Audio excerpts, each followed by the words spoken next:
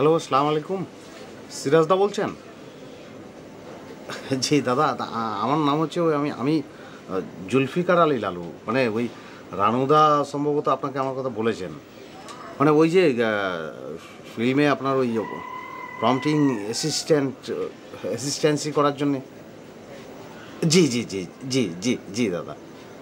তো দাদা সেক্ষেত্রে আমি আসলে কি করতে পারি যদি একটু বলতেন আমাকে। পরশু?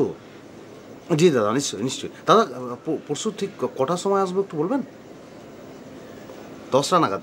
জি জি জি জি জি জি জি শিওর, 10টা নাগাদ আমি এফডিসিতে পৌঁছে যাবো। জি দাদা, আসসালামু আলাইকুম। দোয়া রাখবেন আমার জন্য।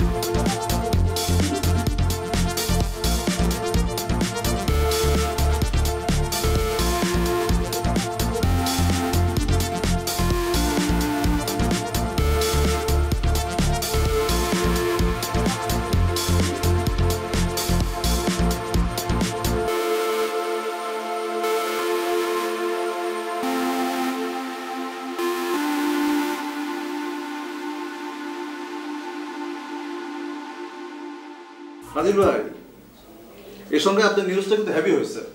এই সংখ্যায় মানে এই সংখ্যায় নিউজটা হেভি হয়েছে আর আগের নিউজগুলো খারাপ হয়েছে। না সেটা করছি না, কথা হলো যে এই সংখ্যায় যে নিউজটা করেছেন না তিন দিকে নিয়ে, হেভি নিউজ হয়েছে, সবচেয়ে ভালো নিউজ হয়েছে এটা। ও বুঝছি, ওই 3 দিনের স্ক্যান্ডালের নিউজ। এটা দরকার আছিল, 3 দিনের জন্য এটা খুবই দরকার আছিল। আরে সেই দিনকার নায়িকা ভাবলাই আমাদের সাথে। আরে তোর ভাবের কামাই কে খায়? ভাব কি খালি আপনার সাথে না স্যার, ভাব প্লেসে আমার সাথে, আপনার সাথে। মানে আমরা যারা বিনোদন সাংবাদিকতা করি, সিনেমা পত্রিকা সাংবাদিকতা করি, তাদের সবাইকে সে অপমান করেছে। তার জন্য এরকম একটা স্ক্যান্ডাল মাখা নিউজ খুব দরকার ছিল। ও বুঝুক সাংবাদিকদের কি শক্তি। অবশ্যই আমি কে বুঝুক, অবশ্যই আমার কি পাওয়ার বুঝুক। অবশ্যই ঠিক কাম করেছেন। 3 দিন এরকম একটা কাজ করতে পারবে? আরে 3 দিন হলো না ঢাকা শহরে আসেছে, এখনো ভালো করে নায়িকাই হতে পারলো না। এখন পত্রিকা ছাপাই দিয়েছে নায়কের সঙ্গে তার প্রেম, রমরমা প্রেম। এটা কোনো কথা হতে পারে? এটা পত্রিকার বানোয়াট কথা, বুঝছিস? তুই এত উত্তেজিত হচ্ছিস কি জন্য? তোর আমি আগে সাবধান করেছিলাম, তুই 3-এর পিছনে ঘুরিস না। তোর এমিন লাইফ বলে একটা কথা আছে, আর যার রটে তা কিছুটা বটে, বুঝছিস? এখানে যা লিখেছে একেবারে যে মিথ্যা তা কিন্তু করতে পারবি না। হন আমি বলছি এইসব লাইন সাইড মেরে তুই তোর লাইনে চল।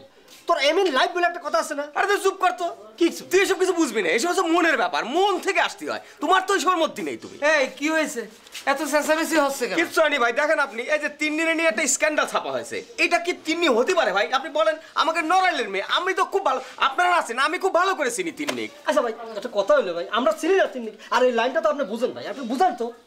লিখু, জি ভাই, নায়ক নায়িকারে নিয়ে স্ক্যান্ডাল হবে, এটাই তো নিয়ম। সেটাই আমার সাথে শাহনুরের স্ক্যান্ডাল হয়েছিল না? তো এইটা নিয়ে এত লাফালাফি করার কি আছে ভাই? আপনি বুঝান তো ভাই। তুমি আমার দিকে তাকাও, আমি একটা সিনেমা বানাতে যাচ্ছি, তুমি সেখানে অভিনয় করবা, প্রোডাকশনের সাথে থাকবা, এগুলো নিয়ে চিন্তা করো, বুঝতে পারিছো? এইসব তিন্নি পিন্নি বাদ দাও। জি ভাই, চলো আমরা লোকেশন দেখতে যাওয়ার কথা ছিল, ওইটাই যাই। রিজভি ভাই, আপনাকে আর আমাকে নিয়ে কিছু উল্টাপাল্টা কথা লেখা হচ্ছে। পত্রিকার কথা বলছো? সেটা তো লেখা হবেই। আর যা লিখেছে তা কি টোটালটাই কি মিথ্যা? তার কিছুটা তো সত্যতা আছে নাকি? যা রটে তার কিছুটা তো বটে নাকি? আমি মনে করি যে তারা যা লিখেছে, চলো আমরা সেটাকে সত্যি করে দেখি। না সবই ঠিক আছে, কিন্তু আমার তো ক্যারিয়ারের মাত্র শুরু। এখন যদি এইসব উল্টাপাল্টা লেখা হয়, সাংবাদিকরা আমাকে জিজ্ঞেস করে, তো জিনিসটা কেমন হয়ে গেল না? সাংবাদিকরা তো জিজ্ঞাসা করবে, এমনকি আত্মীয় স্বজনরাও কিন্তু ফোন করে জিজ্ঞেস করতে পারে। সেটা তোমার বুদ্ধি দিয়ে, বিবেক দিয়ে, সাহসিকতা দিয়ে কিন্তু মোকাবেলা করতে হবে। আর এটা না করতে পারলে স্বাভাবিকভাবে ক্যারিয়ারে তো প্রবলেম হবে। শুধু ক্যারিয়ার কথা চিন্তা করলে তো হবে না, আমাদের দিকটাও কিন্তু ভাবতে হবে। হ্যাঁ, তো কাজে এ কিন্তু লিখবেই, কিন্তু এটা থামানো যাবে না। থামানোর একটাই উপায় আছে, তুমি নিশ্চয়ই বুঝতে পারছো আমি কি বলতে চাচ্ছি। আর এখন আজ না হোক, যে কোনো সময় হোক, আমি মনে করি যে আমাদের মধ্যে একটা বোঝাপড়া হয়ে যাওয়া উচিত। আজকে না তোমাকে আমি সুন্দর লাগছে। আচ্ছা যাই হোক, যে জন্য তোমাকে আমি ডাকছি, কি মজবুত হয় তোমার? না তেমন কিছু না তো। মজনুকে তুমি ভালো করে দেখছো? ও ঠিক মতো দাঁড়াতে পারে? ও হাঁটা চলা খাওয়া বসা সব কিছুর মধ্যে একটা মেয়ে ব্যাপার আছে, কি আছে না? আচ্ছা যাই হোক, আসলে তোমাকে এগুলো আমি বলতেছি কারণ আমার কাছে মনে হয়েছে তোমার মধ্যে ব্যাপক সম্ভাবনা আছে, ব্যাপক। এটাকে কাজে লাগাতে হবে। আর এই কারণে মজনুর মতো লোকজনের কাছ থেকে তোমার সবসময় 10-20 হাত দূরে দিয়ে যাও। তুমি কি এর আগে মজনুর সাথে শুটিং করছো কখনো? ওই ব্যাটা যেইখানে যায় সেইখানেই মনে করো 3-4টা মেয়ের সাথে ওর একটা সম্পর্ক। আচ্ছা আসতে আসেন, আসতে। এখন আমি তোমার কিছু এতটুকু বলতে পারি, তুমি সবসময় মজনুর থেকে দূরে থাকবা, আর পারলে পারে আমার সাথে তুমি একটু যোগাযোগ রাখতে পারো। কিন্তু একটা জিনিস মানবো, চরিত্র একটা অনেক বড় ব্যাপার, ঠিক না? এই চরিত্রের বিষয়টা আমি আসলে তোমাকে বলে বোঝানোর কিছু না, এটা তোমার সাথে থাকতেই হয়ে যাবে ব্যাপারটা, ঠিক না? আমি যাই তাহলে আমার ছটা আছে।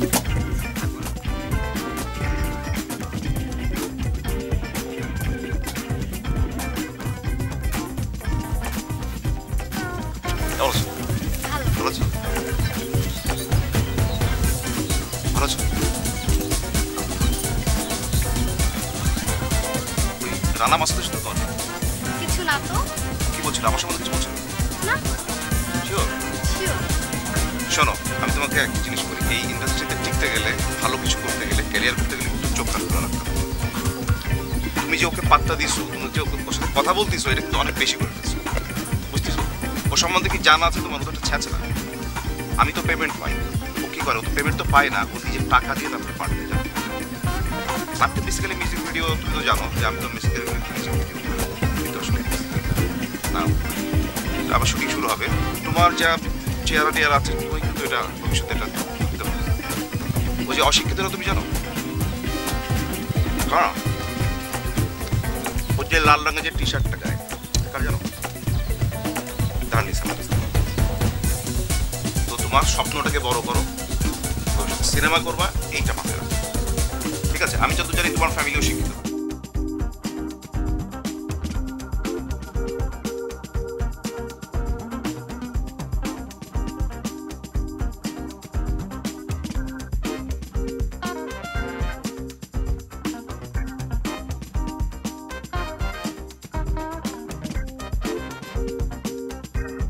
শোনো জানো, মানে ব্যাপারটা তো মিটে গেছে, তাই না?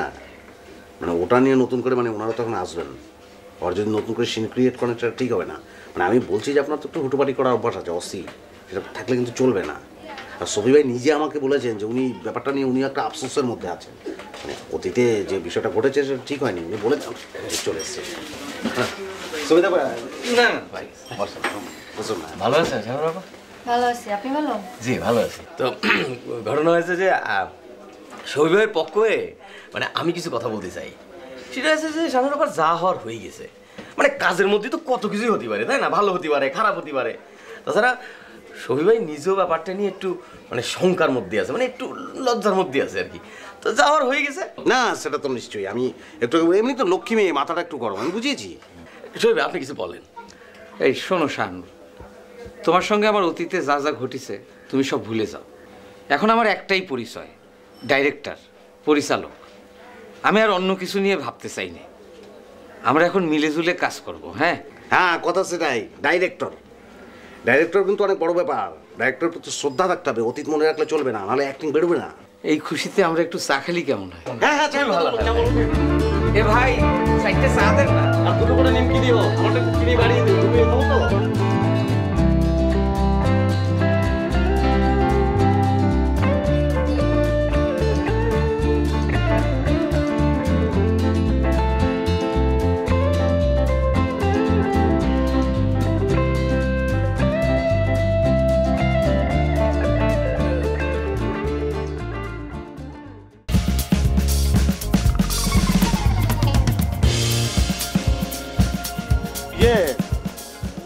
বৃষ্টিতে ঢুকে গেলুম, আপনি কি ভাবছেন এটা এমনি এমনি হয়ে গেল?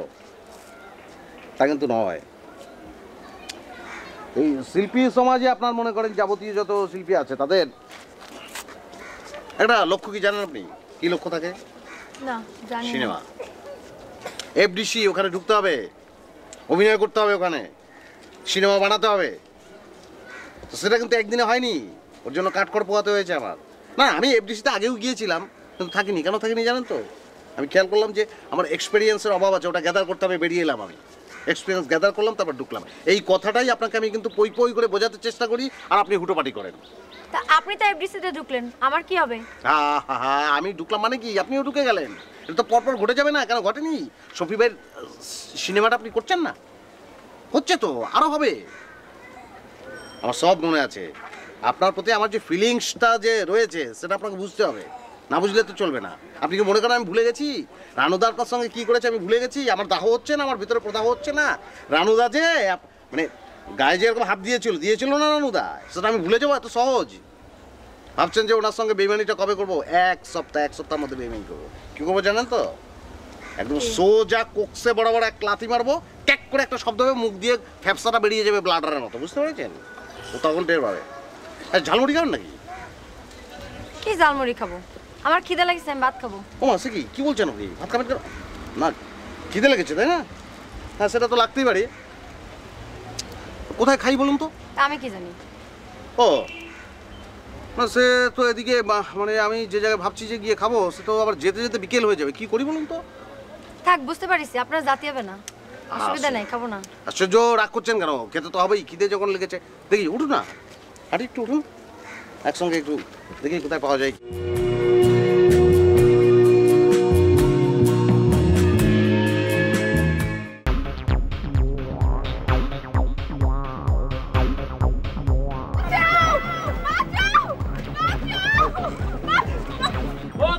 ওকে শট রিচি ভাই, আপনি ফোনটা থেকে নেমে ওর চেহারার মধ্যে একটা ঘুষি মারবেন। আচ্ছা, ক্যামেরা অ্যাঙ্গেল চেঞ্জ। হ্যাঁ,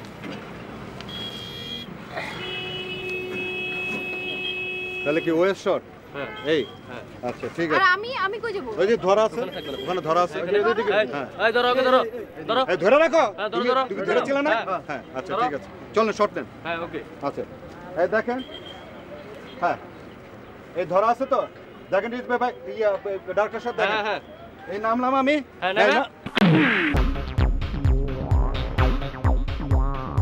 টাকা পয়সা তো পাইছেন, লোকেশন দেখছেন? এই লোকেশন আমি সব ফাইনাল করে ফেলেছি। শুটিং শুরু করতে জন্য তাড়াতাড়ি। জি শোনেন, টাকাটা কিন্তু আমার ভরসায় পাইছেন। জি আমার একটা মান সম্মান আছে, এটা যেন থাকে। ভাই, আপনার মান সম্মান ডুববে না, আপনি নিশ্চিন্ত থাকেন। আর শোনেন, সিটির মার্কেট সম্বন্ধে তো আপনার কোনো ধারণা নাই। মার্কেটে যদি মালটা একবার খাওয়াই দিতে পারেন, প্রডিউসার যদি খুশি হয়ে যায়, কামের পরে কাম পাইবেন, কাম করে শেষ করতে পারবেন না। আর নায়ক টঙ্গলকে এইসব প্রতিবারে কিন্তু সুযোগ দিতে হইব। ভাই অবশ্যই, এটা আমার অস্তিত্বের একটা প্রশ্ন, বুঝেছেন? এটা আমি করবই করব, আপনি নিশ্চিন্ত থাকেন। ঠিক আছে, তাহলে সামনে রোববার দেওয়া হয়ে গেছে, ঠিকঠাক মতো সব রেডি করে ফেলার। কি নায়ক, খুশি তো? খুশি ভাই। ঠিক আছে, গেলাম আমি। আসসালামু আলাইকুম ভাই। শোনো লেখক, আমি কিন্তু আমার কথা রাখিছি। আমি তোমারে বলেছিলাম আমি সুযোগ পালেই তোমার একটা সুযোগ করে দেব। কিন্তু বাঙালির স্বভাব কি জানো? তারা যার মাধ্যমে সুযোগ পায়, যেই ওস্তাদের মাধ্যমে সুযোগ পায়, তার সাথে কিন্তু বেইমানি করে, মুনাফিকি করে, লাথি মেরে চলে যায়। কথাটা অবশ্য আমি তোমারই উদ্দেশ্য করে বলছি না। জি ভাই, আমি সেটা বুঝতে পারছি যে আপনি আমার উদ্দেশ্য করে বলছেন না, কিন্তু ভাই এই কথা বলার পর আসলে আমার আর কাজ করার কোনো দরকার নেই। আমি কাজ করি, আমি নর্মাল ফিরে যাই। আমার আসলে বেমানও হতে পারবো না, মুনাফাকে হতে পারবো না। তার চেয়ে ভালো না যে আমি নর্মাল ফিরে গেলাম। তাহলে আমি যাই ভাই। হ্যাঁ আচ্ছা, আমি কি একটু মন খুলে আমার দুঃখ আর কষ্টের কথা তোমারে করতে পারবো না? আমি তো সেটা বলছি না ভাই, অবশ্যই বলতে পারবেন, কিন্তু কিন্তু এটা ভাই লাগে, বুঝছেন? আরে লাগালাগি বাদ দাও তো।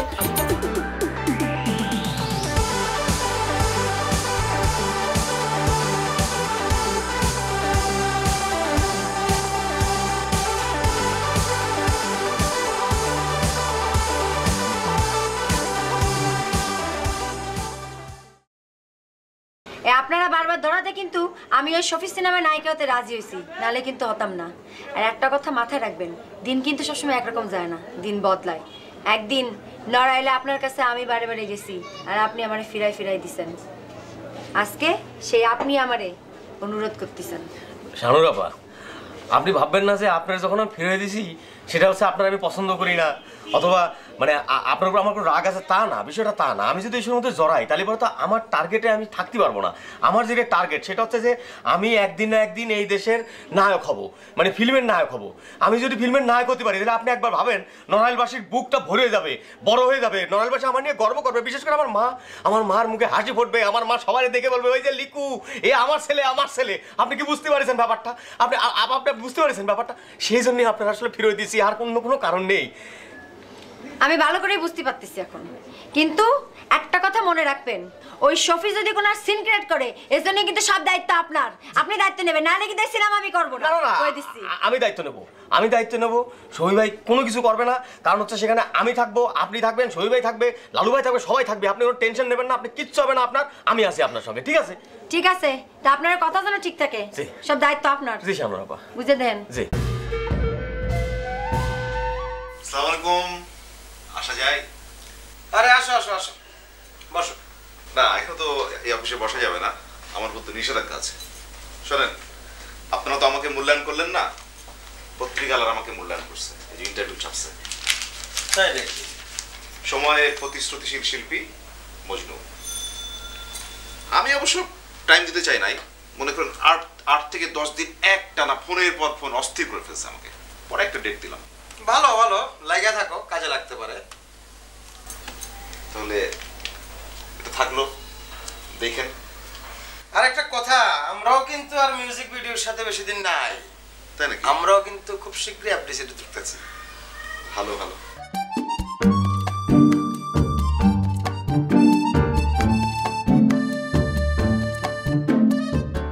এই লালু, লালু, আরে কি সর্বনাশ বলুন, বাড়ি অবধি চলে এসেছেন, চলুন না ভিতরে চলুন। না ভিতরে যাবো না। আমি তোমার বাসায় কখন আসি? হ্যাঁ, সে তো আপনি সবসময় আসেন না। যখন তুমি পালিয়ে বেড়াও তখন আসি। তা আমার কাছ থেকে পালিয়ে বেড়াচ্ছ কেন? ছি গুরু, কি বলছেন? পালিয়ে কেন বেড়াবো? আমি কি খবর রাখি না? আমার কাছে কি ইনফরমেশন নেই? তুমি আমার এই বলয়ের ভিতর থেকে বেরিয়ে যেতে চাচ্ছ মানে? তুমি জানো আমি এই বলয় তৈরি করতে আমার কত রক্ত, কত মেধা, কত মরণ, কত কষ্ট দিয়ে আমি এই বলয় তৈরি করেছি। হ্যাঁ জি গুরু, সে তো নেই। তা আমার এই বলয় থেকে তুমি কেন পালিয়ে বেড়াচ্ছ? গুরু, আমি তো সেরকম কিছু। আমার এই বলয় ছেড়ে যদি তুমি বেরিয়ে যেতে চাও, জানো তোমার এই পরিণতি কি হবে? একদম ফিনিশ করে দেব। তুমি জানো ঢাকা শহরে আমার এই বলয়ের ভিতরে ঢোকার জন্য কত ছেলে দাঁড়া থাকে? তুমি জানো? এত সব জেনে তুমি কেন আমার এই বলয় থেকে বেরিয়ে যেতে চাচ্ছ? আমার বলয়ের ভিতরে থেকে তুমি আলাদা বলয় তৈরি করতে চাচ্ছ? ঢাকা শহরে কেউ আসে? তোমার মতো অজস্র লালু আমার এই বলয়ের ভিতরে আসার জন্য ঢুমাচ্ছে, আর তুমি আমার এই বলয় থেকে চলে যেতে চাচ্ছ? আমি যদি আবার কখনো শুনি যে এই বলয় ছেড়ে তুমি বেরিয়ে যেতে চাচ্ছ, তাহলে একদম ফিনিশ করে দেবো। কিন্তু বলে দিলাম, তুমি ঢাকায় কেন, বাংলাদেশে তুমি যেখানে থাকো না কেন, কোথাও তুমি থাকতে পারবে না। আমি যদি তোমার পিছনে লাগি, তুমি থাকতে পারবে কখনে? আমি 1 বললে 1, 1 বলা যাবে না। আমি 2 বললে 2, 2 বলা যাবে না।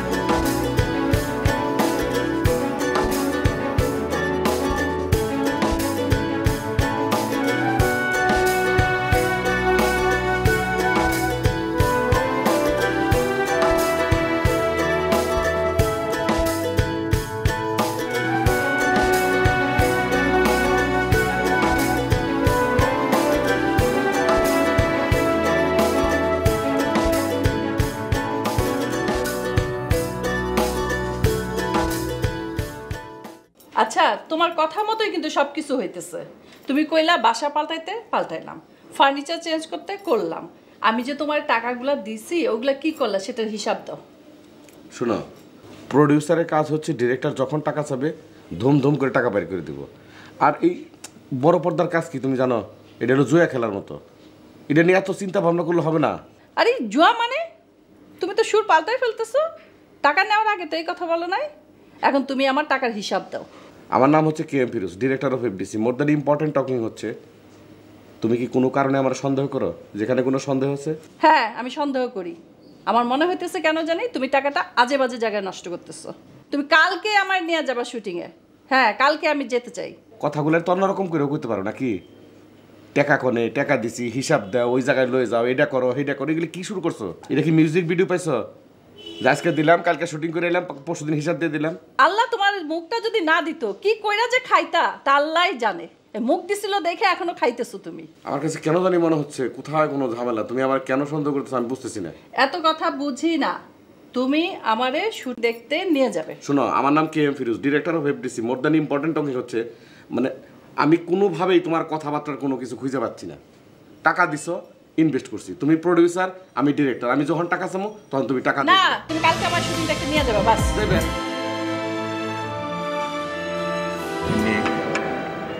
এই যে তুমি আজকে আমাকে দেখছো, একজন প্রতিষ্ঠিত নায়ক, একজন প্রতিষ্ঠিত মানুষ। এই যে আসার সময় দেখলে যে অসংখ্য ভক্ত আমার দিকে ছুটে আসছিল, আমার অটোগ্রাফ নিতে চাচ্ছিল, ভালো লাগে, খুবই ভালো লাগে আমার। কিন্তু আবার খুব খারাপ লাগে যখন পিছনের দিকে তাকায়, পিছনের কথা মনে পড়ে, তখন মনটা খুব খারাপ হয়ে যায়। রিজভি ভাই, আজকে কিন্তু আপনাকে অনেক ইমোশনাল মনে হচ্ছে। না, আসলে ইমোশনাল নয়, সত্যি কথা বলতে যে পিছনের কথা আসলে ভোলা যায় না। একটা সময় তো আমার মনে হয়েছিল যে আমাকে দিয়ে বোধহয় চলচ্চিত্রে আর কিছুই হবে না। আমি সিদ্ধান্তই নিয়ে ফেলেছিলাম ব্যাক টু দ্য প্যাভিলিয়ন। সেই সময় আমার কিছু বন্ধুবান্ধব বিদেশে গিয়েছিল, বিদেশে চলে গিয়েছিল, তো আমিও ভাবলাম যে আমিও বিদেশে চলে যাব।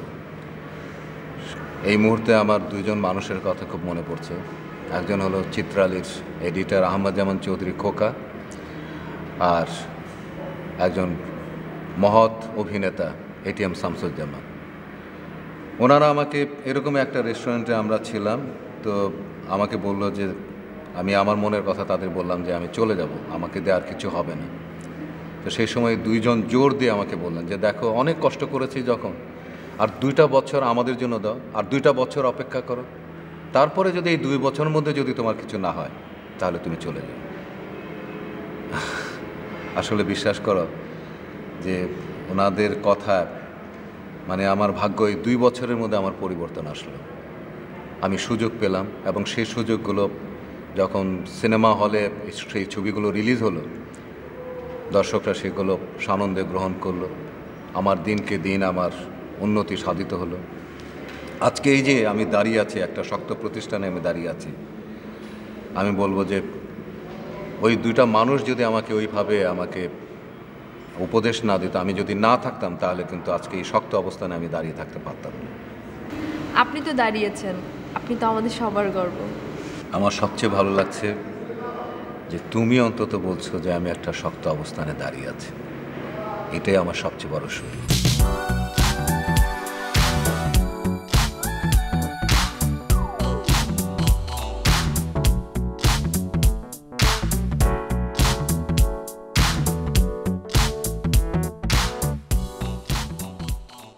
ঢাকা শহরে জিনিস দেখলাম, বুঝছাও, খালি ঘন ঘন খিদা লাগে, আর হাঁটলি পরে তো কথাই নাই।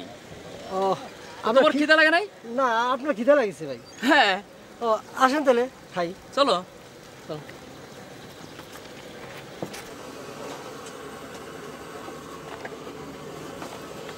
জি ভাই, কি খাবেন কি?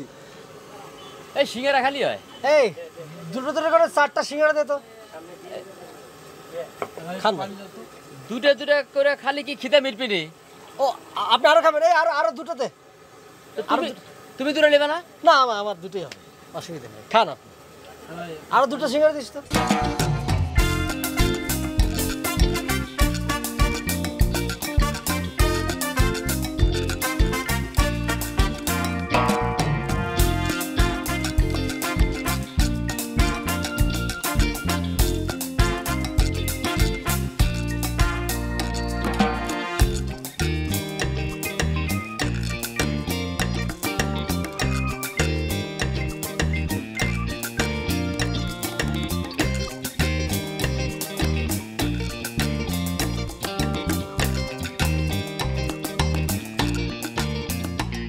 বিল দিয়ে দিছাও? জি ভাই একটা গুরুত্বপূর্ণ ফোন করবে গেছে এর মধ্যে বিল দিয়ে দিছাও। শোনো, ঢাকা শহরে ঘন ঘন টাকা বের করবে না, বুঝছাও? টাকা ধরে রাখবে। আচ্ছা ঠিক আছে, অসুবিধা নেই। আর চলো দিয়ে যখন দিছাও চলো। এই টাকাটা দে।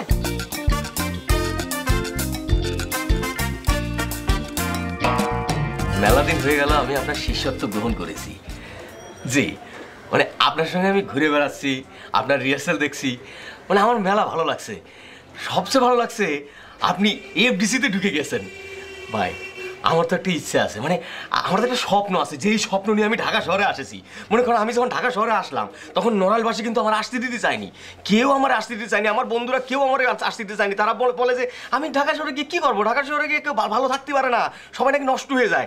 আমার মা আমার হাত ধরে বললো, লিখুরে বাপ তুই ঢাকা শহরে যাইস নে, সেখানে গেলে তুই টিকতে পারবি না, তুই ভালো থাকতে পারবি না, তুই ফিরে আয়।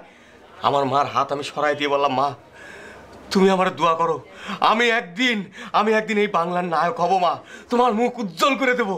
ভাই আমি সেই আশা নিয়ে আসেছি, আপনি আমার একটু সাহায্য করেন ভাই, একটু সাহায্য করেন। আমি এফডিসি ঢুকতে চাই, আমি নায়ক হতে চাই ভাই। আরে কি আশ্চর্য, আপনি কি বলছেন আমাকে? আমার নিজেরই তো লজ্জা লাগছে। আমি যে এফডিসিতে ঢুকেছি, কেন ঢুকেছি? আমি ঢুকেছি, আপনি আছেন, এরকম আরো 2-4 জন আছে, তাদের জন্যই তো। আর আশ্চর্য, এটা তো একদিনে হবে না। আমি এর আগেও এফডিসিতে গিয়েছিলাম, কিন্তু গিয়ে আমি কিন্তু বুঝলাম যে এখানে টিকে থাকতে হলে আগে এক্সপেরিয়েন্সটা গ্যাদার করতে হবে। আমি বেরিয়ে আসলাম। জি জি জি জি এক্সপেরিয়েন্সটা যদি আপনার গ্যাদার না হয়, ওখানে ঢুকবেন, হ্যাঁ আপনি দেখতে শুনতে মাসাল্লাহ যেরকম আপনাকে নিয়ে নেবে, কিন্তু আপনি যদি আপনার পারফরমেন্সটা ভালো করে না করতে পারেন তাহলে তো টিকতে পারবেন না, আর একবার বেরিয়ে আসলে আর ঢুকতে পারবেন না। না ভাই, আপনি এটা কি বলছেন লালু ভাই? আমার নিজের প্রতি আমার যে আস্থা আছে, মনে করেন আমার যে একটা জেদ আছে, সেই জেদ নিয়ে কিন্তু আমি ঢাকা শহরে আসেছি। আপনি মনে করেন আমার যে জেদ আছে যে আমি একদিন এই বাংলাদেশের নায়ক হব, আমার নড়াইলবাসী আমার নিয়ে গর্ব করবে, আমার মা আমার নিয়ে গর্ব করবে, বুঝলেন না ভাই?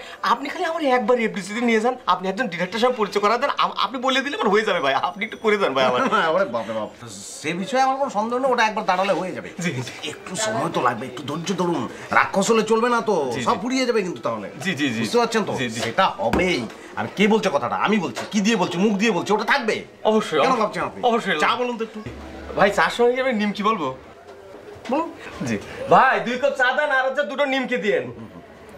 চার মধ্যে চিনি বেশি করে দিয়ে না, সুবহ খাবে তো। মানে এগুলো আমি যেটা বলতে যাচ্ছি, যেগুলো তো কোনো সমস্যা নয়। মাঝখান থেকে হঠাৎ করে রাক্ষস হলে চলবে না, কিছু কাল চলে যাবে অবশ্যই। মানে এখনকার সময়টাকে আপনাকে বিবেচনা করতে হবে। এটা একটা কালক্ষয়, এটা যাবে। জি জি, সময় মতো ঠিকই হয়ে যাবে। যে আপনি আমার সঙ্গে একটু থাকবেন ভাই, তাহলেই হবে। আমি মনে হচ্ছে যে তাহলেই আমার হয়ে যাবে এবার। যাতে এটা বারবার অনুরোধ করতে হবে না, বললে আমার খুব লজ্জা লাগে।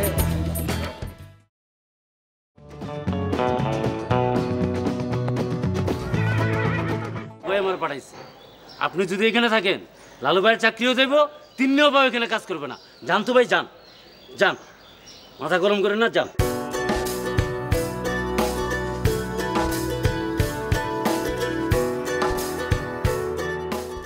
ভাই ঢাকা শহরে এমন জায়গা থাকেন না, মানে আমার খবর হয়ে গেছে আপনার ঠিকানা খুঁজে বাইর করতে। আচ্ছা মা কিরাম আছে রে? খালামা তো আছে ভালোই, আপনার কথা কয় আর শুধু চোখ দিয়ে পানি ফেলায়। কয় কি করতেছেন না করতেছেন, কি খাইতেছেন না খাইতেছেন, কোনো খবরও দেন না। আর আপনারে কইছে যে বাড়ি চলে যাইতে, এইসব পাগলামি বাদ দিয়ে। আর কিছু টাকা পাঠাই দিছে, নাকি টাকার কথা বলছিলেন? হ্যাঁ নেন। আচ্ছা ওই নড়াইলের আর সবাই কিরাম আছে? আছে যার যার মতো শেষে। আপনার নিয়ে হাসি ঠাট্টা কয় যে আপনি ঢাকা শহরে আইছেন নায়ক হওয়ার জন্যই, বাংলা ছবিতে নায়ক হবেন। হবি একদিন, এই লিকু নায়ক হবেই, এইটা আমার প্রতিজ্ঞা রইল। আমি নায়ক না হওয়া পর্যন্ত নড়াইলে ফিরে যাব না, বাস। যায়েন না তো থাকেন ভাই, আমি জায়গা পরে আসবো না আপনার।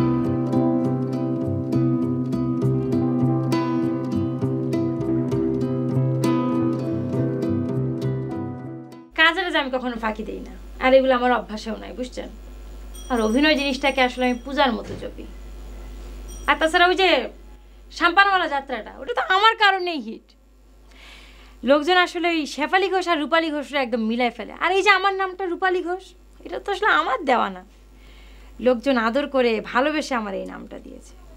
ঠিক আছে, আপনি যখন বলতেছেন আপনার ছবিতে আমি কাজ করব, ওই নিয়ে আপনাকে আর টেনশন করতে হবে না। ঠিক আছে, আসলে ব্যাপারটা হচ্ছে কি, খাজা বাবার অশেষ দোয়ায় আমি এই সিনেমাটা শুরু করতে যাচ্ছি। তোমার একটা কথা আমার খুব ভালো লাগিছে। অভিনয় হচ্ছে এবাদত বন্দিগির মতো। আমি আগে জানলে তোমার নিয়ে কমলার বনবাস করতাম না, সাম্পানমালাটাই বানাতাম। একটা বিষয় কি জানো, শেফালি ঘোষ আমারও অনেক প্রিয় শিল্পী। ও তাই? আচ্ছা আচ্ছা, তারপর? একটা জিনিস খেয়াল করিস, তোমার সাথে আমার অল্প সময়ের পরিচয়, কিন্তু মনে হচ্ছে আমরা দুইজন একে অপরকে যুগ যুগ ধরে চিনি। শিল্পী বলে মনে হয় এরকম হচ্ছে। আচ্ছা, তোমার একটা প্রাইভেট প্রশ্ন করি। হ্যাঁ বলেন বলেন। তোমার এই ফ্যামিলিতে আর কে কে আছে? আসলে এই পরিবার বলতে যদি বাবা মাকে বোঝান তাহলে তারা মারা গেছেন অনেক আগে। আর আসলে শফি ভাই, আমি মনে করি কি, শিল্পী মানুষের এই বিয়ে শাদী করতে নেই। তারপরও আপনারা জানাই রাখি, এক মুসলমান ছেলের সাথে আমার বিয়ে হয়েছিল, কিন্তু তার ওই স্বভাব চরিত্র ভালো না দেখে ছেড়ে দিয়েছি। তারপরও জীবনটা তো আর একা একা কাটাতে পারবা না, কাউকে না কাউকে সঙ্গে লাগবি। জীবনটা অনেক বড়। তাও ঠিক বলছেন শফি ভাই, আমি ব্যাপারটা নিয়ে ভাববো।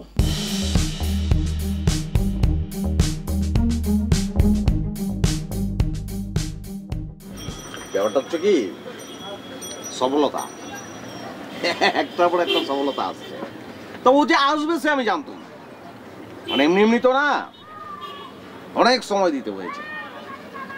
এই ঢাকা শহরে প্রথম এসে আমি কি করেছি জানো তো? প্রথম কাজ করেছি নাটক পড়ায়, প্রম্পটিং।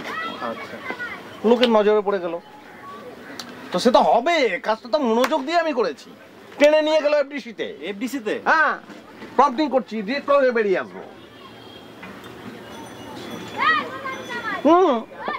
ঠিক আছে, সাধনা সেটার দরকার আছে, কিন্তু মেধা, মেধাটা হলো আসল বিষয়, ওটা থাকতে হবে। ওটা না থাকলে কিন্তু হবে না। মেধাটা যদি তোমার থাকে, সব সফলতা তোমার পায়ের উপরে সে হুমড়ি খেয়ে পড়ে।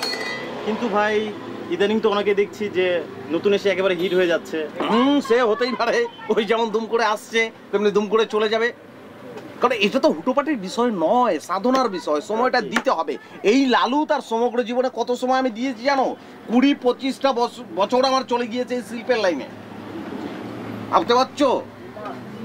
চণ্ডীদাসের মতো, বুঝতে পারছি, চণ্ডীদাসের মতো বড়শি নিয়ে জলের কিনারে বসে থাকতে হবে, বড়শিটাকে ফেলতে হবে। ও মাছ আদার খেলো কি খেলো না তা নিয়ে কিন্তু ভাবা যাবে না, ওটা মাছের বিষয়। ও দেখবে, ধৈর্যটা লাগবে, সাধনাটা লাগবে, নাহলে হবে না।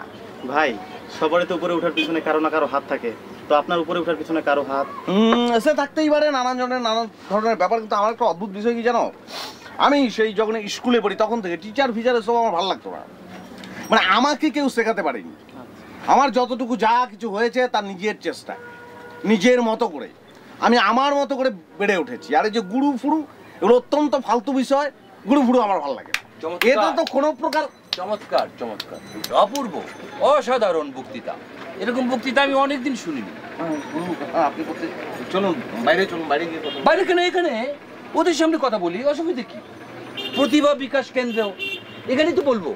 বসো বসো বসো বসো বসো। প্রতিভা, যে লোক 5টা শব্দ বলতে যে 3টি শব্দ উচ্চারণ জানে না, তার আবার প্রতিভা? তোমরা বসো, তাহলে বাইরে গিয়ে আমরা। এখানে এদের সামনে, বাইরে কেন? ওদেরকে তুমি বুঝাচ্ছিলে না, কপ্টার ছিলে, প্রতিভা কপ্টার ছিলে। যে লোক ইন্সপেক্টর শব্দটাকে বলে ইন্সপেক্টর, যে লোক প্রেসক্রিপশন শব্দটাকে বলে প্রেসক্রিপশন, যে লোক স্যান্ডেল শব্দটাকে বলে স্যান্ডেল। বলো বলো, ওদেরকে বলো, প্রেসক্রিপশন শব্দটা বলো, ইন্সপেক্টর শব্দটা বলো, স্যান্ডেল শব্দটা বলো, প্রতিভা। বাহ, বেশ প্রতিভা উনি চালাচ্ছেন, প্রতিভা বিকাশ কেন্দ্র। হ্যাঁ, ভালোই তো কপচা ছিলে, ভালোই তো কপচে হোটেল গরম করছিলে। হ্যাঁ, ডিরেক্টর হয়ে গেছো নাকি? দেখাচ্ছ না কেন? ডিরেক্টর হয়ে গেছো। প্রতিভা, প্রতিভা, মেধা, মনন, বাহ, ভালো ভালো।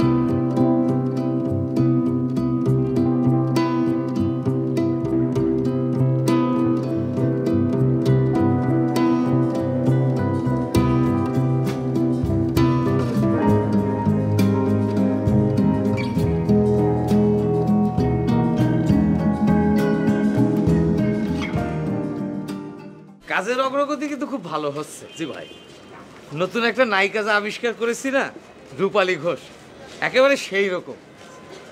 শাহানুরেও রাখবো, কিন্তু ওরে কেমন জানি এখন ইদানিং একটু চেঞ্জ মনে হয়, বুঝতে পারিস? আগে একটা সুন্দর মন ছিল, ঢাকা শহরে এসে ওই মনটা ওর জানি কেমন হয়ে গিয়েছে। মাঝে মাঝে চিন্তা করি ওরা বাদ দেব, কিন্তু মনের মধ্যে কোথায় জানি, বুঝছো, মোচড় দিয়ে ওঠে। ভাই আপনার তো এত ইমোশনাল হলে চলবে না ভাই। শোনেন, আপনার কাছে যেটা ভালো মনে হবে আপনি সেইটাই করবেন। আরে আবেগের কোনো মূল্যই আপনি দেবেন না। আরে আপনি নিজেই তো বলেছেন যে ঢাকা শহরে যদি টিকে থাকতে হয় তাহলে ঘা গুঁতো খেয়ে তারপর টিকে থাকতে হবে। বাহ, সুন্দর কথা বলিস তো, বুঝতে পারিস।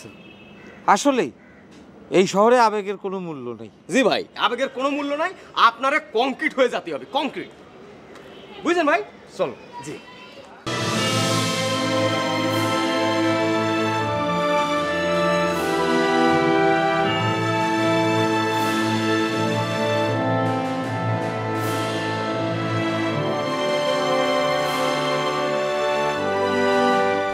শব্দ উচ্চারণ করতে না পারলে সে অযোগ্য হতে পারে না।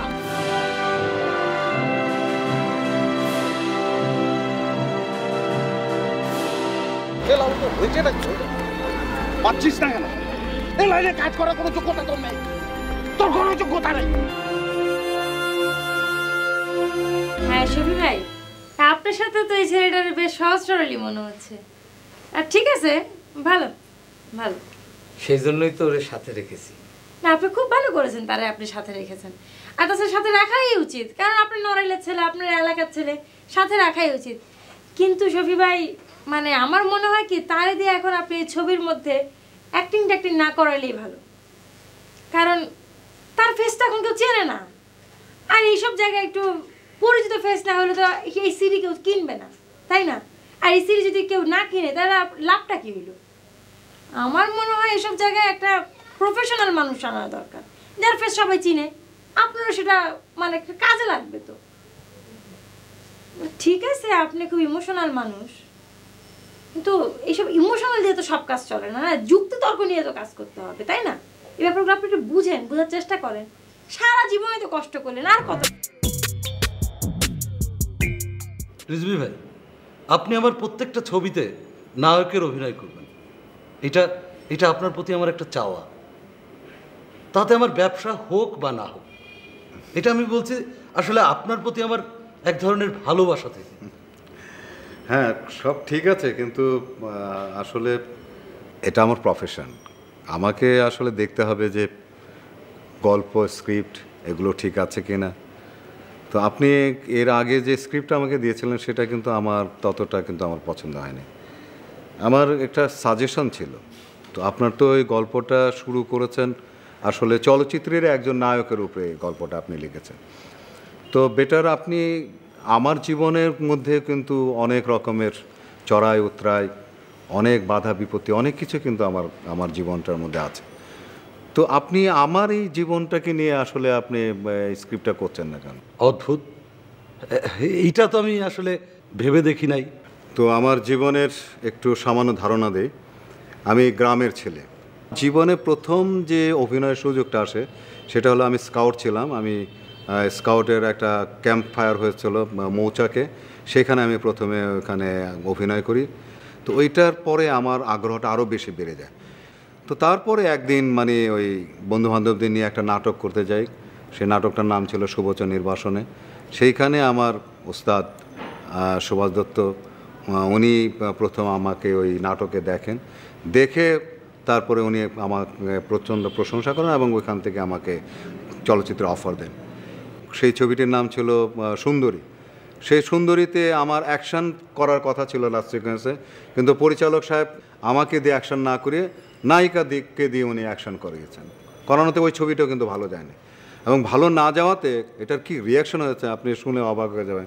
এলিফেন্ট রোডে আমি রিক্সা করে যাচ্ছিলাম, তো আমাকে কিছু ইউনিভার্সিটির ছেলেপেলেরা বলতেছে, আমাকে আঙ্গুল দেখে বলছে, এই দেখ ভোদাই হিরো যাচ্ছে। আমি মূলত আমি বলবো যে মডার্ন ডান্স কিন্তু আমি এই বাংলাদেশের চলচ্চিত্র কিন্তু শুরু করি, কিন্তু ফিল্মও আমাকে কিছু দিচ্ছে না, না অর্থ না কোনো কিছু সেখানে আমি পাচ্ছিলাম না। এই চিন্তা করার পর এর মধ্যে আমার একটি ছবি রিলিজ হলো। সেই ছবিটি হলো গিয়া একটা রোমান্টিক প্রেমের ছবি। সেই ছবিটা প্রথম দিন যখন রিলিজ হলো খুব একটা নাম হলো না, কিন্তু আস্তে আস্তে আস্তে আস্তে দর্শকদের মধ্যে এটা ভালো লাগা শুরু করলো, এই গান মানুষের মুখে মুখে যাওয়া শুরু করলো। যাই হোক, আমার কিন্তু এরকম অনেক অসংখ্য ঘটনা আছে। সেই ঘটনাগুলো যদি আপনি স্ক্রিপ্টের মাধ্যমে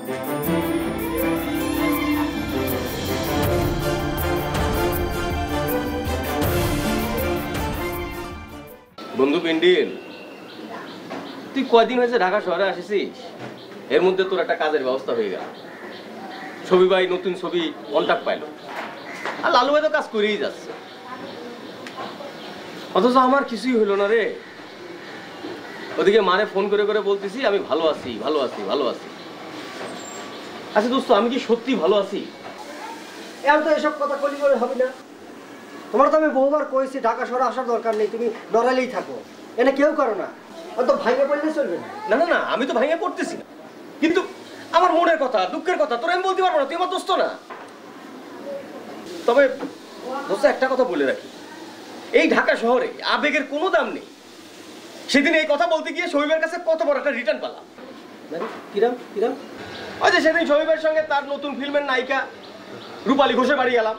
আচ্ছা, তো যাচ্ছি যখন তখন শহীব আমার জিজ্ঞেস করলো যে আচ্ছা লিকু, আমার নতুন ফিল্মে কি শাহানুরে নায়িকা হিসেবে নেবো? আমি বললাম ভাই শোনেন, এইসব প্রফেশনাল কাজের মধ্যে কোনো আবেগ থাকতে পারবে না, আবেগের কোনো জায়গা নেই। আপনার যারে মনে হবে যে আপনার এই কাজের জন্য যোগ্য মানুষ, তারই আপনি নেবেন। আপনি এখানে কংক্রিট হয়ে যেতে হবে। তারপরে গেলাম রূপালী ঘোষের বাড়ি। রূপালী ঘোষ আমার দেখে বলে এই ছেলের দিয়ে তো নাক করানো যাবে না, এটা তো অভিনয় হবি না। আর সঙ্গে সঙ্গে শহীদ আমার ক্যান্সেল করে দিল।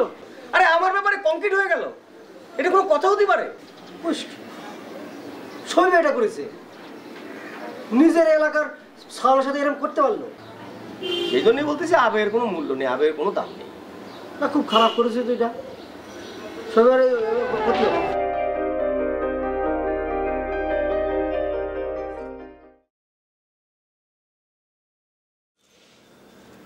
ঘটনা হচ্ছে মূল বিষয়টা হচ্ছে তার আগে কী নাম জানো ভাই?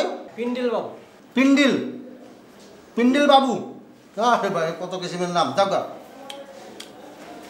পত্রিকার সম্পাদকের মূল কাজটা কি সেটা আগে বোঝা দরকার। পত্রিকা যদি বেলাইনে চলে যায়, মানে লাইন ছাড়া হয়ে যায়, তাহলে পত্রিকার সম্পাদকের কাজ কি, মানে আমার কাজটা কি? পত্রিকাকে মূল লাইনে নিয়ে আসা। বোঝা গেছে?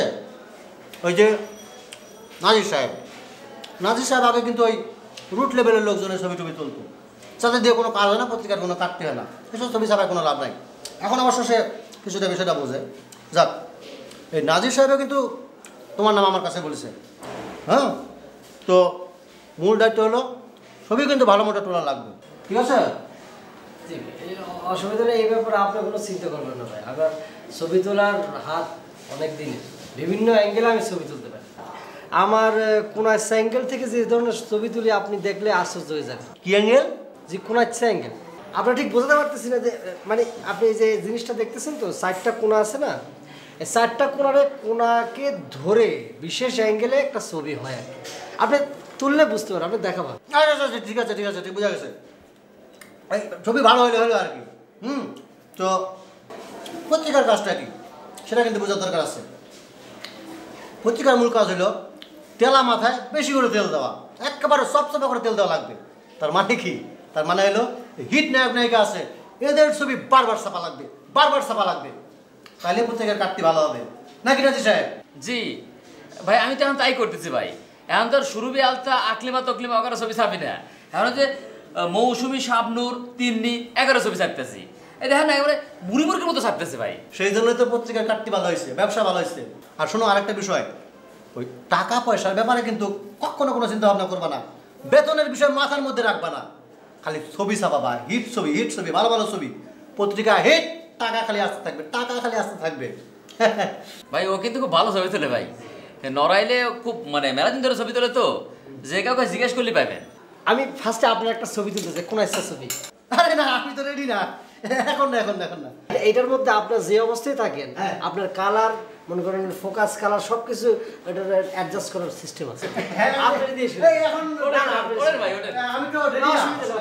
আয় তাহলে একটু একটা কোন একটা ছবি আপনি দিয়ে নরমাল থাকে ভালো করে দিল আচ্ছা এরকম হ্যাঁ ঠিক আছে ফ্ল্যাশ লাগবে না এই আমি কিন্তু কোন আইসা নিয়েছি ঠিক আছে অসাধারণ ছবি উঠেছে দেখেন দিন যত যেতেছে বুঝছেন ততই ব্যবসা বাণিজ্য খারাপ যেতেছে অধপতনের দিকে যাবে লাগছি তারপরে ধরেন মিউজিক ভিডিওর ব্যবসা ভালো যেতেছে না এফডিসিতে যাওয়ার জন্য কিছু টাকা পয়সা রাখছিলাম সেই টাকা পয়সা খরচ হয়ে গেল না মানে সব কিছু মিলিয়ে ঝিলিয়ে কেমন জানি একটা অবস্থা বউরে অনেক বুঝাই সুঝাই করলাম বউ টাকা পয়সা দিব না আর কোন দিকে যাবো কী করুম কীভাবে দিন ভালো হইব এটা তো বুঝতেছি না ভাবির কথা আমার কইেন না ভাবির আমি সম্মান করি ব্যাস আর টাকা পয়সার ব্যাপারে তো আপনার দোষ আপনার আমি কত করে কইলাম টাকা পয়সা একটু কম খরচ করেন আপনি খালি ফুর্তি লইয়াই থাকেন এই ব্যবসা কেমন চলবো কোন শোনেন আমার নাম K M Firoz director of FDC more than important topic হচ্ছে ফুর্তি ফুর্তি ছাড়া আছে কি হ্যাঁ 95 ভাগ ফুর্তি করুন 5 ভাগ কাম করুন নারায়ণগঞ্জ থেকে ঢাকা পর্যন্ত সারা দুনিয়া জুড়ে ফুর্তি থাকতে হইব এই যে ঘুরতেছে না এই ঘোরার মতো ফুর্তি ফুর্তি বুঝছেন ফুর্তি করবেন টাকা পয়সা নাই কালকে হইব কালকে নাই পোস্ট হইব আইতে হইব টাকা টাকা যাইব কই হ্যাঁ আপনার পকেটে আছে নাহলে আমার পকেটে আছে কারো পকেটে আছে চলে আসবে টাকা কি পেয়েছো তুমি দিন দিন তোমার উদ্ধত্ত দেখে তো আমি অবাক হয়ে যাচ্ছি মিয়া কি বলছেন পুরো বসুন না রেগে যাবেন না বসে তারপর কথা বলুন আরে রাখো মিয়া তোমার বসা তুমি কি পেয়েছো কি করেছিস সেটা একটু খুলে বলুন নাহলে আমি বুঝবো কেমন করে তুমি অবদা শিল্পী সমিতির অফিসে গিয়ে বলনি যে আমি নাটক কন্ট্রাক্ট নিয়ে অর্ধেক করে বাকি অর্ধেক করি না লাগাচ্ছে গুরু কে লাগাচ্ছে পুরো আপনার কানে কথা লাগাচ্ছে আপনি বুঝতে পারছেন আপনার সঙ্গে আমার যে সুসম্পর্কটা রয়েছে সেটা যদি ভেঙে যায় কতজনের লাভ আরে রাখো মিয়া সুসম্পর্ক মিয়া তোমার এই উদ্ধর্ত আচরণ দেখে তো আমি অবাক হয়ে যাচ্ছি আমি তো কিছু আমি কি করবো আমি তো কিছু বুঝতে পারছি না একটা সত্যি কথা বলি একটু বিশ্বাস করবো আপনার সম্পর্কে এরকম একটা কথা বলবো আমি তো সেটা আমার মুখ দিয়ে বেরোবে কেমন করে তার আগে আমার জিভ খসে যাবে আমার তো মরে যাওয়া উচিত গুলো আরে রাখো মিয়া তোমার জিভ খসে যাবে মিয়া তোমার জিভ আমি টেনে ছেড়ে ফেলবো মিয়া তুমি জানো আমাকে চিনো আমাকে আমার দলে কোন ছেলে আছে আমার বিরুদ্ধে বলবে আমি প্রমাণ ছাড়া কথা বলি একদম ছিঁড়ে ফেলবো জিব্বা আরেকবার যদি এরকম কথা আমি শুনি কখনো বেয়াদব কোথাকার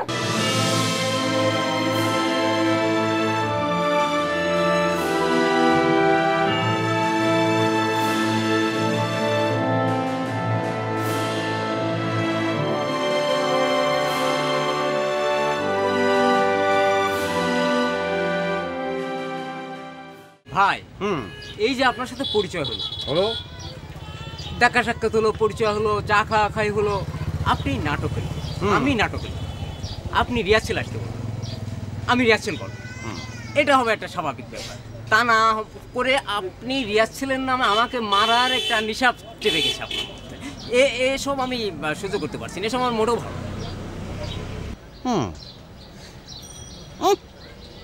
মানে খুব বুলি ফুটেছে না কে শিখিয়েছে কে সব আপনাকে হ্যাঁ ভালো লাগে না মানে মানে ভালো লাগার দরকারটা কি এখানে আমি যেটা বলবো সেটা শুধু আপনি করে যাবেন ব্যাস মিটে গেল সেটা করবো মানে ওরে বাপরে বাপ সর্বনাশ কোশ্চেন করছেন আমাকে কেন বলুন তো মানে কোশ্চেনটা করছেন কেন একদম চুপ কোনো কথা হবে না আমি যেটা বলবো সেটা করবেন করুন তো করুন করুন মানে করবি তুই করবি বুঝতে পেরেছিস আমি যেটা বলবো সেটা তুই করবি তুই নিজেকে থেকে বুঝতে পারছিস না যে কি মালটা কি তোর সঙ্গে কি রিকোয়েস্ট ব্যাপারটা যায় সব করতে হবে নিজেকে থেকে বুঝতে হবে তোর সঙ্গে কি রিকোয়েস্ট ব্যাপারটা যায় তোকে যেটা করছিস সেটা হচ্ছে অর্ডার এবং আমি করে যাবো তুই তামিল করবি বুঝতে পেরেছিস বড় বড় কথা বলছিস তোকে কি করা উচিত জানিস এই যে চুলগুলো আছে না একটা একটা করে তুলে পরচুলা মানে বিক্রি করে দেবো পর করছিস না কেন ভালো করে পর খুব বার দুটি দেখাচ্ছিস ওকে খুব বুলি ফুটেছে না যাতা বলে বেড়াচ্ছিস কি করবো জানিস তো এই যে খাঁচাখানা রয়েছে না এরকম করে চাপ দেবো মচ করে ভেঙে যাবে পাখিটা উড়ে যাবে ফুরুপ করে বুঝতে পেরেছিস আচ্ছা তুই কী বলতো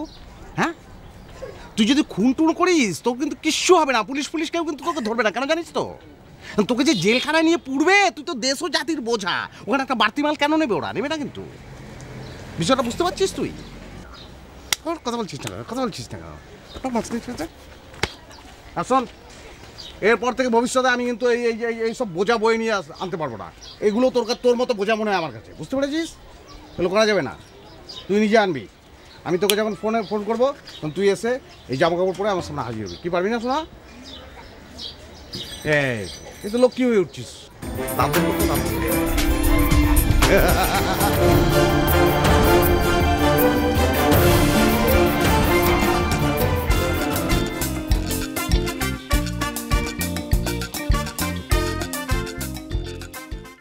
একা আইছেন কেন লালু ভাই কই? লালু ভাই না আপনার সাথে আসার কথা ছিল? কেন আমার একা পছন্দ হচ্ছে না? এর আগে আমরা একা দেখা করিনি? মনে হচ্ছে তুমি এখন আর আমারে চেনোই না। ঢাকা শহরে আসলে মানুষ যে বদলায় যায় এটা তোমারে না দেখলি আমার কোনোদিন বিশ্বাস হতো না। ও আমি বদলাই গেছি না? আর আপনি খুব ঠিক আছেন। আপনি না আমারে কইছিলেন নায়িকা বানাবেন, আর এখন শুনতেছি কোন রূপালী ঘোষে নায়িকা বানাচ্ছেন। কি আমার গুরুত্ব কমে গেছে? গুরুত্ব কমে নাই না, পরিস্থিতি বদলায় গেছে। ব্যাপারটা হচ্ছে কি, এটা হচ্ছে একটা প্রফেশনাল জগৎ। এখানে সব কিছু চিন্তা ভাবনা করে করতে হয়। রূপালী ঘোষের 10টা সিডি মার্কেটে আছে, সে হিট। এই জিনিসগুলো কাজ করতে হলে মাথার ভিতর রাখি কাজ করতে হয়। আপনি মানে ব্যবসা বুঝছেন, প্রফেশনাল দেখাচ্ছেন। আপনি না মানে কইছিলেন একদিন অনেক উঁচুতে উঠায় নিয়ে যাবেন, যে জায়গায় কেউ মানে ছুটি পারবে না। কি সব ভুলে গেছেন? হ্যাঁ বলেছিলাম, কিন্তু এখন তো দেখতেছি লালু ফালু সবাই তোমারে শুয়ে গেছে, উপরে উঠে আর লাভ কি? আর তাছাড়া তোমার প্রতি আমার যে টান, তার সামান্য টানও তোমার আমার প্রতি নেই। আগে মাসে আমি 30 দিনের মধ্যে 25 দিনই তোমার নিয়ে স্বপ্ন দেখতাম, আর বাকি স্বপ্ন দেখতাম 5 দিন অন্যদেরকে নিয়ে। আপনি আপনার স্বপ্ন দেখেন, আমার কোনো অসুবিধা নেই, স্বপ্ন দেখতেই থাকেন। আর আমি আমার স্বপ্ন গুটায় যশোর চলে যাচ্ছি। মানুষ স্বপ্ন দেখে সামনের দিকে যাওয়ার। আমি নড়াইলে থাকতে স্বপ্ন দেখতাম এফডিসিতে আসার, এখন স্বপ্ন দেখি বলিউডে যাওয়ার, হলিউডে যাওয়ার। আর তুমি পিছনে ফিরে যাওয়ার স্বপ্ন দেখতেছো, যশোর চলে যেতেছ। যাও, ভালো করেছি।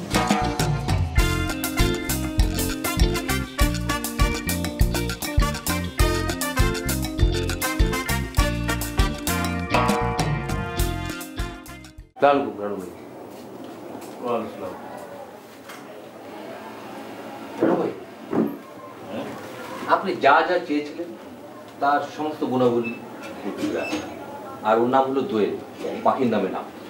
ও তো আমাদের নাটকের দলে ফিরতে চায়। ভাবলাম যে যাই আপনার সাথে একটু পরিচয় করে দিয়েছি। আর দোয়েল, রানুভাই হলো আমাদের নাট্য সমিতির সভাপতি। তাহলে রানুভাই আপনি ওর সাথে আলাপ করেন, আমি একটু ঘুরে আসি। ঠিক আছে, আপনি দেখেন আমাদের দলে আনা যায় কিনা। দোয়েল, আসলে এই ঢাকার মেয়েদের আমি নাটকে নেব না চিন্তা করেছিলাম, কিন্তু বাইরে যে মানে অন্যান্য জেলার যে মেয়েগুলা, তারা নাটক বোঝে না, মানে তাদের ভিতরে সেই ইমোশনটাই নেই। কিন্তু তোমাকে দেখে মনে হচ্ছে যে তুমি পারবা, মানে আমি যে চরিত্রে চিন্তা করছিলাম সেই চরিত্রে তুমি অভিনয় করতে পারবা। তোমার এই গুণাবলী আছে বলে মনে হচ্ছে। ভাইয়া প্রথম দিনে এত প্রশংসা, এটা খুব লজ্জা। না না না, লজ্জা টজ্জার কোনো ব্যাপার না। ব্যাপারটা হচ্ছে কি যে আমাদের এই নাট্য সমিতি বছরে তোমার 4টে নাটক করে, তো ওই নাটকে আমি অভিনয় করি। তো আমার অভিনয়টা হচ্ছে এই খল চরিত্রে, মনে করো যে মির্জাফর, তারপরে অত্যাচারী জমিদার। অত্যাচারী জমিদার যদি হয় তখন কিন্তু খপ করে হাত ধরতে পারে না, তোমার দৃষ্টিতে আমি ভিলেন। আবার আমার সন্তানের কাছে আমি আদর্শ পিতা। এই যে আমি একটা বিবেকবান মানুষ, আমার ভিতরে যে এই ভিলেন ভিলেন যে ভিতরে কাজ করে, যে আমার ভিতরে বারবার যে উকি দিচ্ছে, সেটাকে আমি প্রেশার দিয়ে ভিতরে আটকে রাখতে হবে, এবং রাখিও তাই। এখন কথা হলো যে আমাদের যখন এখানে নাটকের রিহার্সেল হয়, যখন আস্তে আস্তে নাটক যখন ক্লাইম্যাক্সে যায়, তখন কোনো কোনো সময় এই রিহার্সেলটা এখানেও হয়, আবার প্রয়োজনে আমার বাড়িতেও। বাড়িতেও হয়? হ্যাঁ, ইন্টারেস্টিং তো। না না, কারণ বুঝছো না যে জিনিসটাকে ভালো কিছু করতে হবে, ভালো একটা নাটক দাঁড় করাতে হবে যাতে লোকের ভালো লাগে, তাই প্রয়োজনে আমার বাড়িতেও করতে হবে। তো তুমি নিশ্চয়ই তোমার কোনো অমত নেই যে নাটকের খাতিরে, নাকি? না ভাইয়া, কাজের প্রয়োজনে আমি সব করব, শুধু আমার বলো বলো কি কি তোমার রেমুনারেশন? জি ভাইয়া, এটা আমি ঠিকমতো পেলে। আরে চিন্তাই করো না, প্রয়োজনে তুমি যা ভাবছো তা আমি ডবল করে দেবো। খালি এই আন্ডারস্ট্যান্ডিং, মানে এই সুসম্পর্কটা একটু লাগবে, হ্যাঁ, তাহলে কিন্তু অভিনয় হয় না। সমস্যা নেই ভাইয়া। আচ্ছা আচ্ছা আচ্ছা, গুড।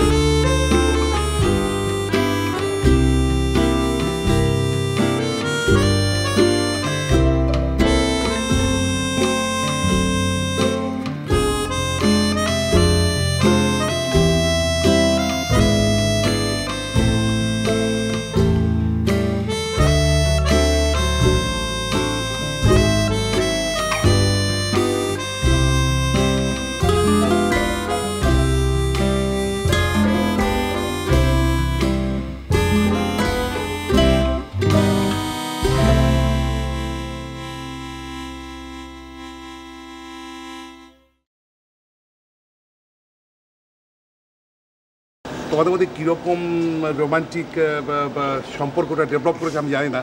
আর রোমান্টিক সিকোয়েন্স করতে হলে অবশ্যই একটা রোমান্টিক সম্পর্ক গড়ে উঠতে হবে, তাই না? তো এখন যে সিকোয়েন্সটা করবো এটা সুন্দর, একটা হাইলাইট সিকোয়েন্স। হ্যাঁ, দুজন দুদিক থেকে দৌড়িয়ে আসবে, সুমনা বলে সুমনা আই লাভ ইউ বলে তুমি ওদিক থেকে রিজভি ওদিক থেকে আসবে, সুমনা এদিক থেকে আসবে। Okay, ready? হ্যাঁ, লাইট রেডি? হ্যাঁ রেডি। ক্যামেরা রেডি করো, রেডি করো। হ্যাঁ রেডি। এই তোমরা সর। Okay, ready? Hero ready? Sumana ready? Camera rolling, action.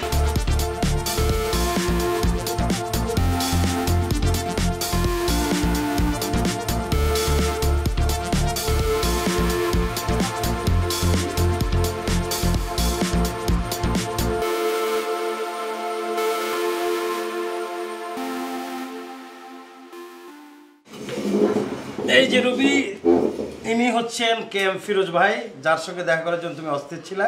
আসসালামু আলাইকুম ভাইয়া। ওয়ালাইকুম আসসালাম। আর ফিরোজ ভাই ও হচ্ছে রবি, যার কথা আপনাকে অনেকবার বলছিলাম, আপনিও তার সঙ্গে দেখা করতে চাইছিলেন।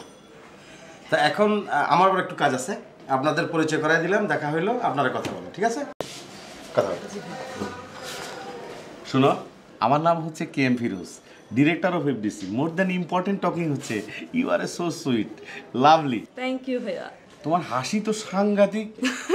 তোমার হাসির মধ্যে একটা জাদু আছে। জাদু আছে ঠিক আছে ভাইয়া, কিন্তু এই জাদুকে তো আপনার কাজে লাগাতে হবে।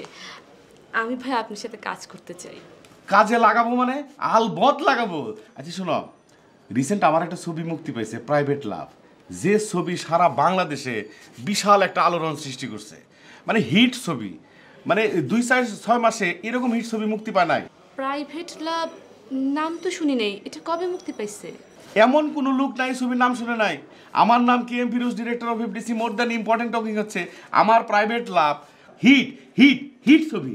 আচ্ছা যাক, এই প্রসঙ্গ আমরা বাদ দিই।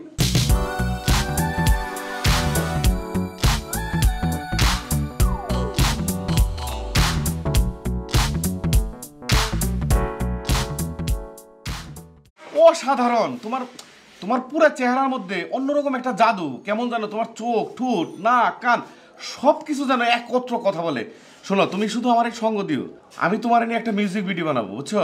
যে মিউজিক ভিডিও ইয়াং জেনারেশন দেখবো আর নাচবো আর দেখবো, পাগল হয়ে যাবে, বুঝছো?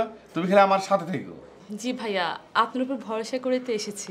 আমার নাম KM Firoz, director of FDC। More than important topic হচ্ছে আমার কাজই সুন্দরের সন্ধানে।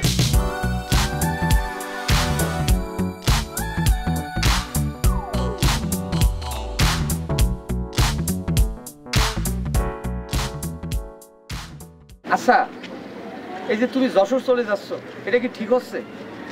তোমার ছবি থাকবি ঢাকায় আর তুমি যশোর যাবা, এটা তো হতেই পারে না। শোনো, আমি FDCর পরিচালক হতে চলেছি। আজকে প্রডিউসার রাত্রে একটা পার্টি দিয়েছে হোটেলে, সেখানে তুমি আমার সঙ্গে যাবা। আরে তোমার চেনার তো দরকার নেই, আমি তোমার সঙ্গে নিয়ে যাব, তুমি খালি আমার সঙ্গে যাবা, বুঝতে পারিছো? এখন আমি রাখি।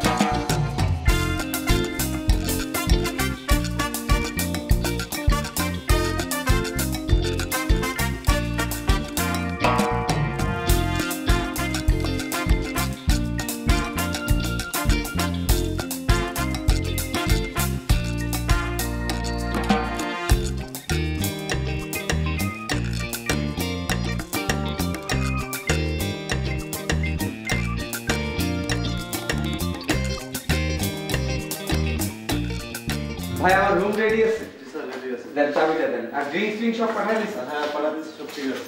Thank you. আসো। কই প্রোডিউসার কই? প্রেস কনফারেন্স কই? সাংবাদিক কারো তো দেখি না। আরে সব উপরে তোমার জন্য বসে আছে, আসো তো।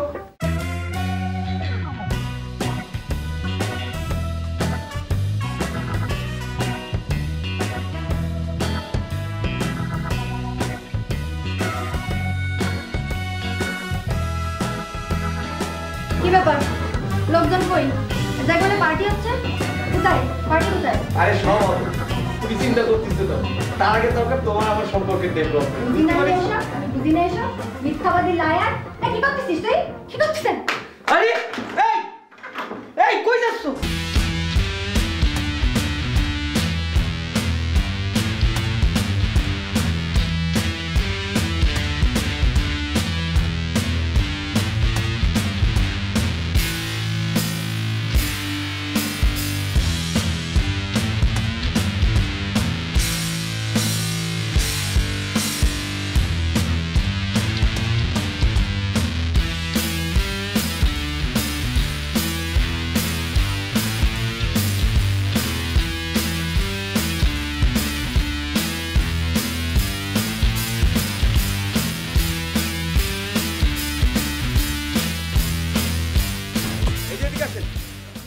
এইদিকে এসে দাঁড়ান। আরে আপনারে তো শফি ভাই বলতে আমার লজ্জা লাগছে। আপনি এরকম একটা কাজ কিরম করে করলেন? না আপনি এই কাজটা করতে পারলেন? আপনার বিবেকের মধ্যে তারা দেয়নি, বাধা দেয়নি? আরে আপনার আমি গুরু মানেছি, গুরু মানে আমি সেই নড়াইল থেকে এনে চলে আসেছি, আর আপনি এরকম একটা কাজ করলেন।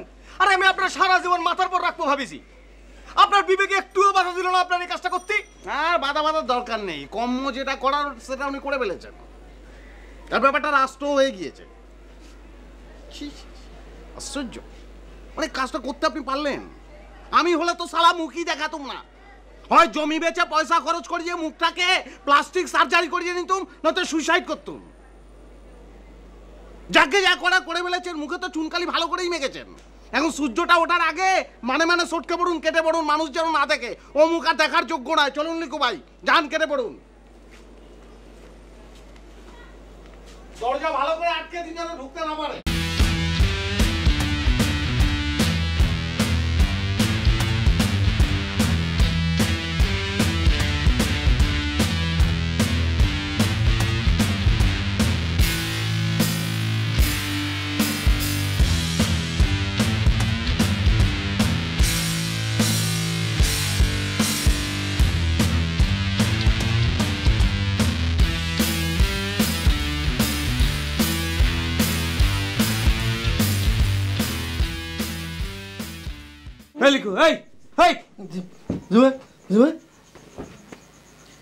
না ঠিক আছে, ঘুমাই যা।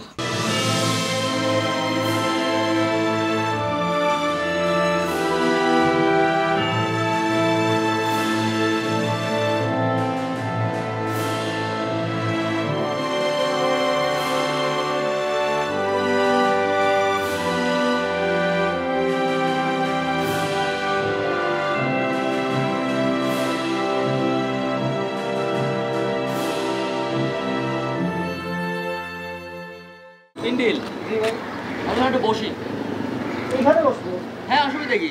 আরে সাংবাদিকরা যে কোনো জায়গায় বসতে পারে, বুঝো। একটা বসার জায়গা হলো রে ভাই। আচ্ছা ঠিক আছে, আপনি যখন করেছেন। অতি চালাকের গলায় ধরি। আমাকে একসময় সবাই চালাক ভাবতো, তা কি হয়েছে? 10-12 বছর ধরে ঢাকা শহরে কিছু করতে পারিনি। ওই সম্পাদকের সাথে হেভি খাতি জমাইছিলাম। এখন তুমি যেটা করতে চাও, মনে করতে চাও যে বেতন বাড়াবি, সুযোগ সুবিধা বাড়াবি, ওগুলো কিচ্ছু নয়, বুঝছো ভাই। হয়েছে কি, আপনি যেটা দেখেছেন আর যেটা ভাবিছেন ঠিক আছে, আপনার দেখা ভাবা সব কিছু ঠিক আছে। আসলে আমার চরিত্রের মধ্যে একটা জিনিস আছে রে ভাই, আমি ঘোড়া ডিঙিয়ে কখনো ঘাস খেতে যাই, বুঝছেন। আর নড়াইলে আপনি ছিলেন, আমার সম্পর্কে মোটামুটি ভালো মন্দ আপনি সব কিছুই জানেন। ব্যাপারটা হয়েছে কি, আমি সম্পাদকের সাথে যে কথাটা কয়েছি, আপনার এবং আমার কিন্তু স্বার্থ সংশ্লিষ্ট ব্যাপার। তুমি আবার তোমাকে চিনাচ্ছ কে? সব আমি চিনি। তুমি কি কইবে কি করবে এটা তো আমার জানা আছে।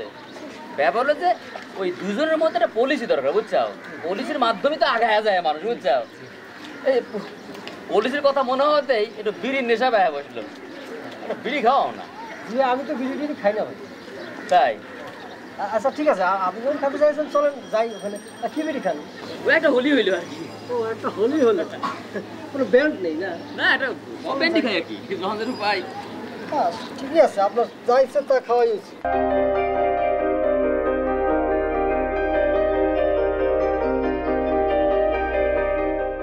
অজেন্দা, সকালবেলা সালা ভবানীপুরি মেজাজটা বিগড়ে দিল, বউনি করতে এলো।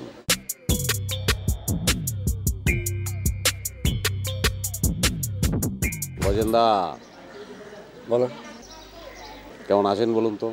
আমি ভালো আছি। সকালে নাস্তা কি করেছেন? পরোটা ভাজি। ওরে বাপরে, দুর্দান্ত নাস্তা হয়েছে। বাবা কোথায়? বাবা বাইরে গেছে। বেরিয়েছে নাকি? ও আচ্ছা, থাকলেও অসুবিধে ছিল না, কারণ অনুমতি তো উনি দিয়েই গেছেন। এদের বাড়ি কোথায়? মাগুরা জেলার জাগলা গ্রামে। সব বোনাস কি নাম রে বাপ, জাগলা? তুই ঢাকা শহরে লিখে না? ঢাকা শহরে থাকবো, ঢাকা শহরে থাকতে চাই। ঢাকা ঢাকা শহরে থাকবো মানে তুই কেন থাকবি ঢাকা শহরে? ঢাকা এটা ক্যাপিটাল সিটি, বুঝিস? তুই এমনি থাকা যায় এখানে? এটা ক্যাপিটাল, এটা রাজধানী। রাজধানী বুঝতে পেরেছি, টোটাল সিটিটাকে তুই থেকে তো স্লো করে দিচ্ছিস। তুই আবার কথা বলছিস, একদম চোপা করবি না, দাঁত ফেলে দেবো একদম। বাংলাদেশের নাগরিক ঢাকা শহরে থাকবো। হ্যাঁ, সবাই নাগরিক, সবাই নাগরিক, তুইও নাগরিক, কিন্তু তোর ক্ষেত্রে পার্থক্য রয়েছে। বাংলাদেশের নাগরিকদের মধ্যে একজনের শুধু ঢাকা আসতে ভিসা পাসপোর্ট লাগবে, জানিস কার সেটা? যেটা তোর। কি বলেন আপনি? আবার কথা বলছিস, এত কথা করছিস, একটা মুখ এখানে এরকম করে সেলাই করে দেবো, এখান দিয়ে কেটে একটা মুখ বানিয়ে দেবো, ওখান দিয়ে ভাত খাবি তুই, বুঝতে পারছিস? এখান দিয়ে তুই ভাত খাবি, বুঝিস? তাকিয়ে রয়েছিস কেন? তাকিয়ে থাকলে তো মেজাজটা গরম হয়ে যায়। ঠিক আছে, চক্কর কাট করে তুলে নিয়ে আসি। তুই এখানে থাকতে পারবি না, তুই কালি চলে যাবি। কোথায় জানো? জাগলা চলে যাবি, বুঝতে পেরেছিস? ঢাকা শহরে থাকার তোর কোনো অধিকার নেই, তুই সৌন্দর্য নষ্ট করে দিচ্ছিস সিটিটার, বুঝতে পেরেছিস? কালই জাগলা চলে যাবি, একটা ল্যাঙ্গট পরে স্লো হেঁটে হেঁটে চলে যাবি। কিরকম করে হাঁটবি দেখো তো, স্লো। হ্যাঁ, সামনে হাত দুটো রেখে দেখো তো। হ্যাঁ, এই তো হচ্ছে। মুখ গোমরা করে রাখছিস, মারলে কি মুখ গোমরা করতে হবে? হ্যাঁ, হাস, আমি মারবো আর তুই হাসবি। হাস তো, হ্যাঁ, হাস।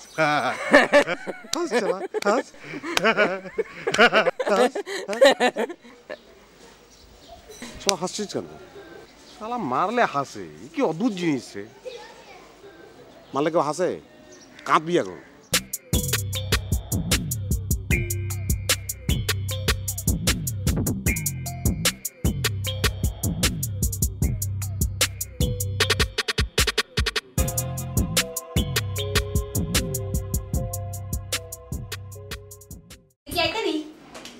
আরে আসেন। বসেন। হ্যাঁ, কেমন আছেন? আসছিলাম তো ভালোই। আল্লাহ, অফিস এখন করছেন, এতে মাইসা আইতেন? হ্যাঁ, কি হয়েছে? অফিস তো ঠিকই আছে। ঠিক তো আসিলে, যে সিপাই হালাইছেন। সিপা কইরা তো সদরই আছি। এই সদরে তো সিফা কোনটা? আচ্ছা, যাই হোক, এবার কোন। তা হনেন, কামের কথা কই, ফাও কথা কই, তোর কাম নাই। মুই কিন্তু মিউজিক ভিডিও করতাম না, মুই করলে ওই ফিল্মই করুন। মিউজিক ভিডিওর কথা কইতাছেন কি? আরে মিউজিক ভিডিও তো ওটা করে তো জাস্ট একটা অভিজ্ঞতা নিলাম। আমাদের মূল উদ্দেশ্য হইলো সিনেমা, এফডিসি, বুঝছেন? আপনার এফডিসি নায়িকা বানাবো, আমরা তো মিউজিক ভিডিও না। ফিল্ম বানাইলে মুই আপনাকে লগেই আসি। আর কয়টা জানি সিনেমা কাম করছেন আপনি? হ্যাঁ, আল্লাহ কলে কম না, আর জনপ্রিয় তো কম পাই নেই। মুই এর শেষ যে শুটিংটা করলাম, হ্যাঁ করছিলাম আমি কক্সবাজারের সি বিচ আছে না, হেন, বুঝছেন? আর যদি আপনাকে কাম করি হলে তো মুই আসি। আচ্ছা, তাহলে আমি মানে ব্যক্তিগত সম্পর্কটা একটু আপনি ডেভেলপ করেন, তারপরে দেখেন আপনার কই লইয়া যাইতাছি। আপনি চিন্তাও করতে পারবেন না, সিনেমা ছাড়া কিছুই বুঝি না আমি। ওই তো হইলাম, আপনারা যদি মরে দিয়ে ফিল্মই করেন তো ব্যক্তিগত সম্পর্ক হ্যাঁ তর করে বাইরে যাই না, বাস, তাইলে আর কোনো কথা নাই। দরকারও সব কিছু বেইসা খালি সিনেমা বানাবো। আপনি দেখেন আপনার নিয়ে কইদার করামো, বুঝছেন? সব কিছু বেইসা বানাবো, সিনেমা ছাড়া কিছু বুঝি না, সোজা কথা আমার। ওই কথা ওই একটাই, মরে দিয়ে যদি ফিল্ম করেন হ্যালে আর মোর কোনো সমস্যা নেই, হ্যালে মুই আপনাকে লগেই আসি। ঠিক আছে, আপনি খালি আমার দিয়ে একটু খেয়াল রাখেন, দেখবেন সব ঠিক। হ্যাঁ তো আসি, আমিও রাখবেন, মুইও রাখবেন।